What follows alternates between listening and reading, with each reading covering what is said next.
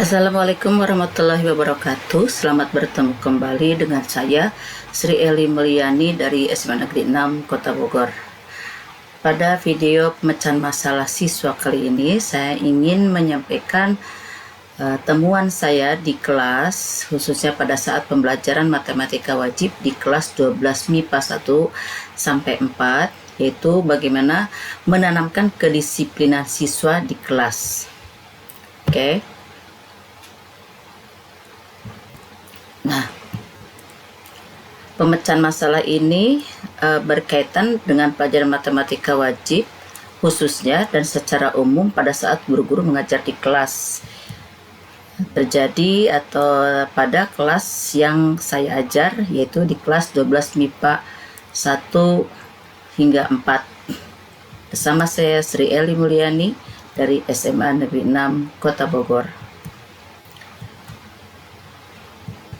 Nah, sumber rujukan permasalahan yang saya temukan, khususnya permasalahan siswa ini, adalah berdasarkan hasil pengamatan selama kegiatan pembelajaran berlangsung pada setiap kelas.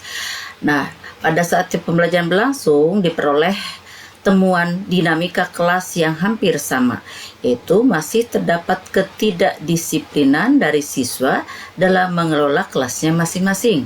Mengelola di sini dalam artian yang cukup luas, yaitu meliputi tentang kebersihan kelasnya atau tanggung jawab sebagai pengisi atau pemilik ruangan kelas itu sendiri.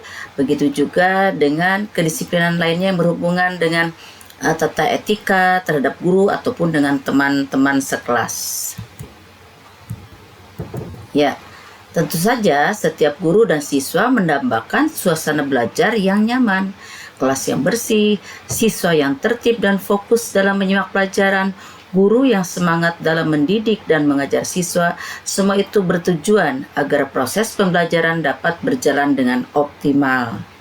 Nah, tentu semua mendambakan keadaan kelas yang enak ya, kelas yang nyaman, kelas yang bersih. Ini contoh kelas yang bersih dan nyaman seperti ini kira-kira ya. Begitu nyamannya kita belajar di ruangan kelas yang bersih, baik dari siswa maupun guru akan merasakan hal yang sama tentu saja ya. Kita akan belajar atau memberikan pengajaran dengan sangat nyaman. Nah, bagaimana hal itu dapat kita raih? Tentu saja di lapangan yang saya temukan deskripsi masalah yang dihadapi adalah: 1.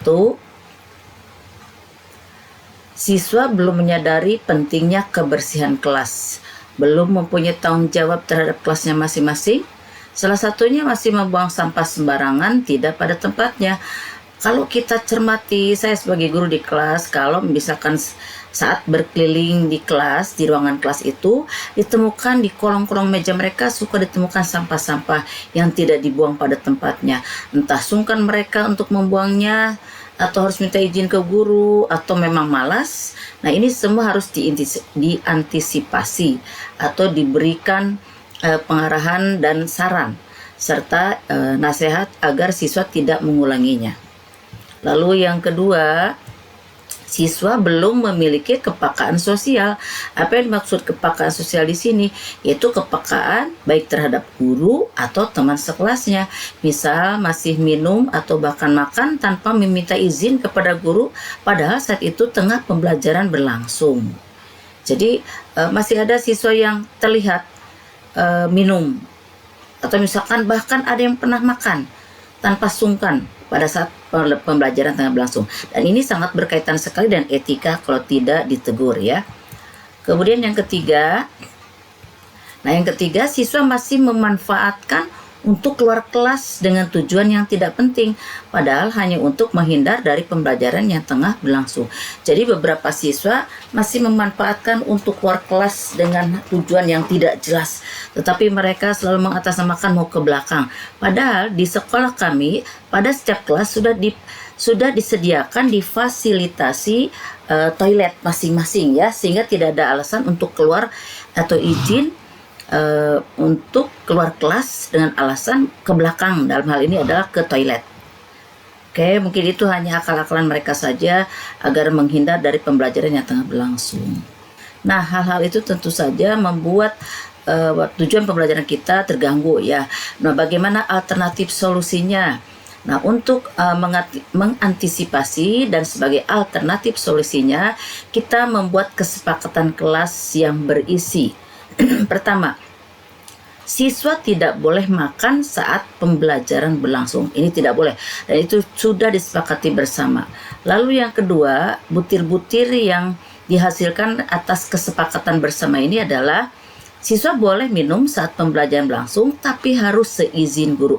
Jadi ketika pembelajaran kadang-kadang kita kan haus ya, bahkan dengan suasana kelas yang makin siang, ngantuk, siswa boleh minum di ruangan kelas pada saat pembelajaran berlangsung, tapi harus mengangkat tangan misalkan izin kepada guru yang tengah mengajar pada saat itu. Kemudian yang ketiga, kesepakatan kelas yang kita sepakati bersama adalah siswa tidak boleh tidur di kelas dalam keadaan apapun kecuali saat istirahat. Bagaimana kalau mengantuk? Guru akan menegurnya, kemudian meminta kepada siswa yang bersangkutan untuk cuci muka agar kembali fresh ya, agar kembali segar dan dapat mengikuti pembelajaran yang tengah berlangsung saat itu. Lalu yang keempat, poin yang keempat ini, ketika siswa ada keperluan keluar kelas, maka siswa wajib atau harus meminta izin kepada guru yang sedang mengajar di kelas itu. Nah, tentu saja ini bagian etika yang sangat perlu diperhatikan oleh siswa. Nah, itu barangkali alternatif solusi yang disampaikan kepada siswa untuk mengantisipasi dan meminimalisir kesalahan agar kedisiplinan di kelas itu diterapkan dengan baik oleh siswa. Oke, setelah guru memberikan dan membuat kesepakatan kelas pada setiap kelas dengan siswa, maka perlahan siswa mengalami perubahan-perubahan yang lebih baik, lebih bertanggung jawab terhadap lingkungannya, yaitu terhadap kelas yang ditempatinya, terhadap guru yang mengajar pada saat pembelajaran berlangsung, dan juga terhadap rekan-rekan kelas atau teman-teman sekelas mereka. Nah, dengan kesepakatan kelas yang sudah dibuat, belajar menjadi lebih nyaman, kelas bersih, siswa patuh pada kesepakatan yang telah dibuat, serta konsekuen dengan resikonya jika melanggar, sehingga tujuan pembelajarannya optimal dapat dipenuhi. Oke, baiklah, itu adalah permasalahan siswa yang saya sampaikan pada video permasalahan siswa kali ini. Jadi, dari setiap masalah yang ada, setiap masalah itu pasti ada solusinya. Setiap tindakan pasti ada hasilnya sebagai buah dari tindakan yang dilakukan. Terima kasih sudah menyimak dan menonton video pemecahan masalah siswa kali ini. Semoga bermanfaat. Sampai bertemu kembali pada video pemecahan masalah selanjutnya. Wassalamualaikum warahmatullahi wabarakatuh.